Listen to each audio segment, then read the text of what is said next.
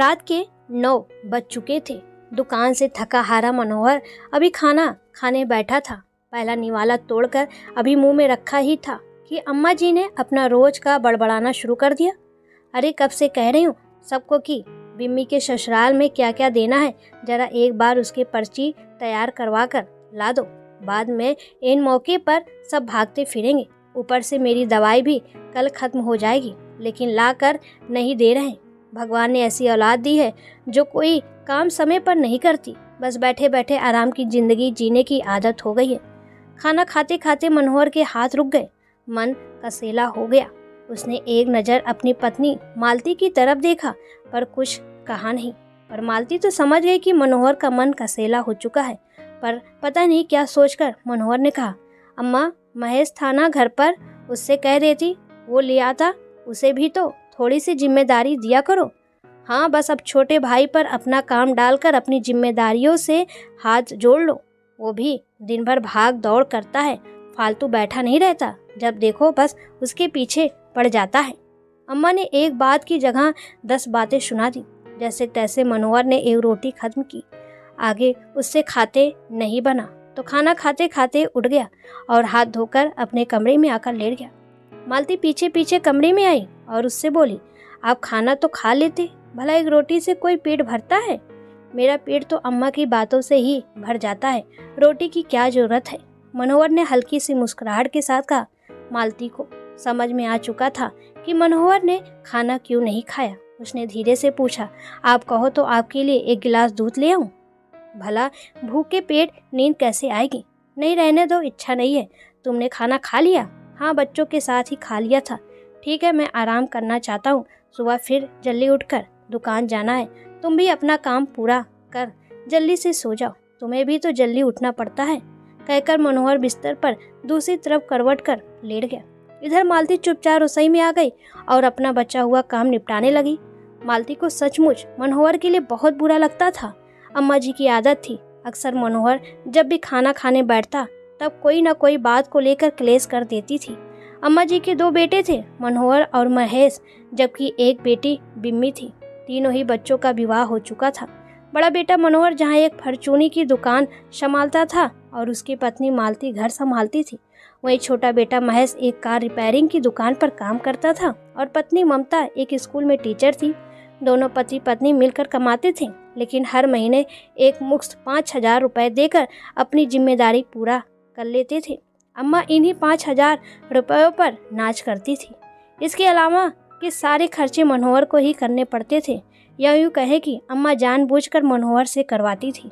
उनका मानना था कि मनोहर बड़ा बेटा है तो उसकी जिम्मेदारी ज़्यादा है, जबकि मनोहर का तो पूरा परिवार है, 2 बच्चे हैं।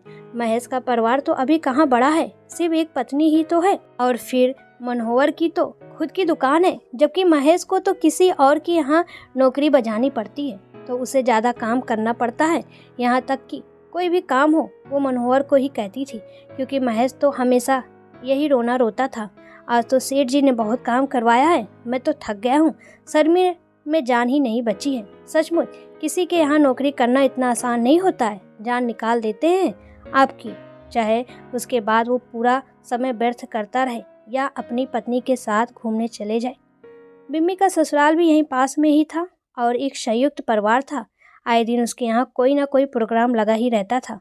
अब अगले महीने ननद की शादी है, जिसमें इन लोगों को भी पहरावनी के कपड़े देने थे। बस तब से अम्मा मनोहर के पीछे पड़ी हैं कि वो बिम्मी के ससुराल जाए और वहाँ से पहरावनी की पर्ची तैयार करवा कर लाए, पर मनोहर को वक्त ही नहीं मिल रहा था।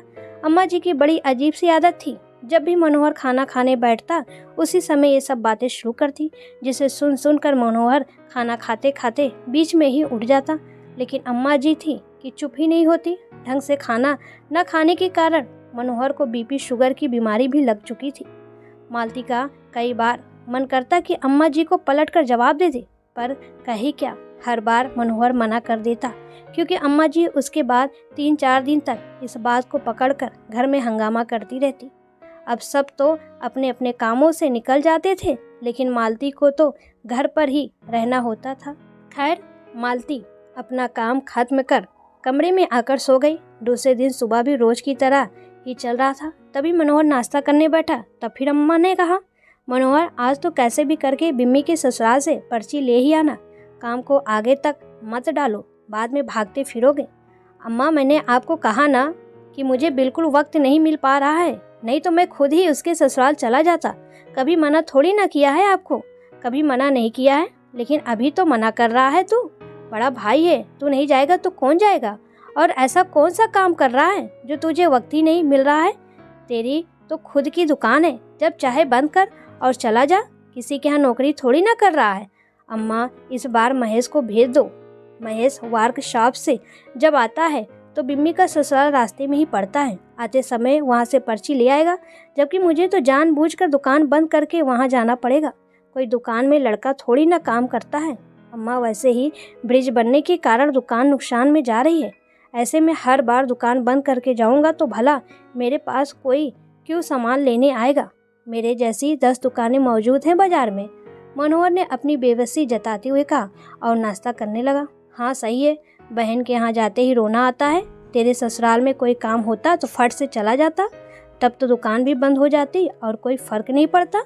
अम्मा ने अपना बड़बड़ाना शुरू कर दिया। मनोहर ने जैसे तैसे 1-2 चम्मच पोहे के निकले और उठकर रवाना हो गया, लेकिन अम्मा तो अभी भी बड़बड़ाई जा रही थी। उन्हें तो कोई फर्क ही नहीं पड़ा कि मनोहर ने नाश्ता ठीक से किया है या नहीं। मालती ये सब देख रही थी। अब उससे बर्दाश्त नहीं हुआ। वो आकर अम्मा जी को बोली, अम्मा जी कम से कम उन्हें नाश्ता या खाना तो ढंग से खा लेने दिया करो। हमेशा उसी समय क्यों बोलती हो जब वो कुछ खा रहे होते हैं? फिर आप तो सिर्फ बड़बड़ाने से मतलब रखती हो। आपको तो ये भी फर्क नहीं पड़ता कि उन्होंने पेट भर खाना खाया है कि नहीं। आपने तो मुझसे ज़्यादा उम्र देखी है, अम्मा हो उनकी, फिर भी खाने के साथ टेंशन क्यों खिलाती हो? मालती की बात सुनकर अम्मा को गुस्सा आ गया। हाँ मैं तो दुश्मन हूँ उसकी, तू ही उसे यहाँ पाल पोस कर गई थी, अब तू मुझे सुनाएगी? मैं अपने बेटे से बात भी नहीं कर सकती क्या? अम्मा जी बात करने में और सुनाने में फ़र्क होता है। आप खुद नोटिस कीजिए, आप हमेशा खाना खाते समय ही ये सब बातें बोलते हो। एक और बेटा भी तो है आपका, उसको क्यों नहीं बोलती हो? अब तू मुझे मेरे बेटे गिनवाएगी? मेरी मर्जी, मैं किस बेटे से क्या काम करवाऊँ? तो होती कौन है मुझे बोलने वाली? हाँ वैसे मुझे हक नहीं है आपको ये सब बोलने का, लेकिन मेरा पति अक्सर भूखा उठता है तो मुझे परेशानी होती है। अगर कल को उन्हें कुछ हो जाएगा ना, तो आपके पास तो दूसरा बेटा मौजूद है, पर मेरे पास कोई दूसरा पति नहीं है। अभी समझना है तो समझिए, वरना अलग कर दीजिए। रोज के क्लेश से तो एक बार का क्लेश अच्छा। अम्मा और मालती के बीच की बहस सुनकर महेश और उसकी पत्नी ममता भी बाहर आ गए। महेश ने आते ही कहा, भाभी आपको शर्म नहीं आ रही अम्मा से बहस करते हुए? आप घर के 2 टुकड़े करने में क्यों तुली हो? जब जिम्मेदारी एक पर ही डाली जाती है ना, तब बोलना पड़ता है।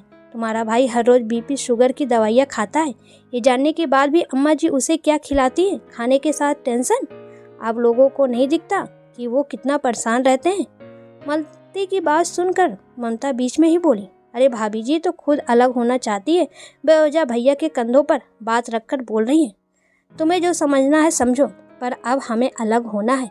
अपनी अपनी जिम्मेदारियां अपने आप उठाओ, कहकर मालती अपने कमरे में चली गई। आखिरकार काफ़ी क्लेश के बाद मनोहर ने भी इस बात का समर्थन किया तो अम्मा को मजबूरन दोनों बेटों को अलग अलग करना पड़ा।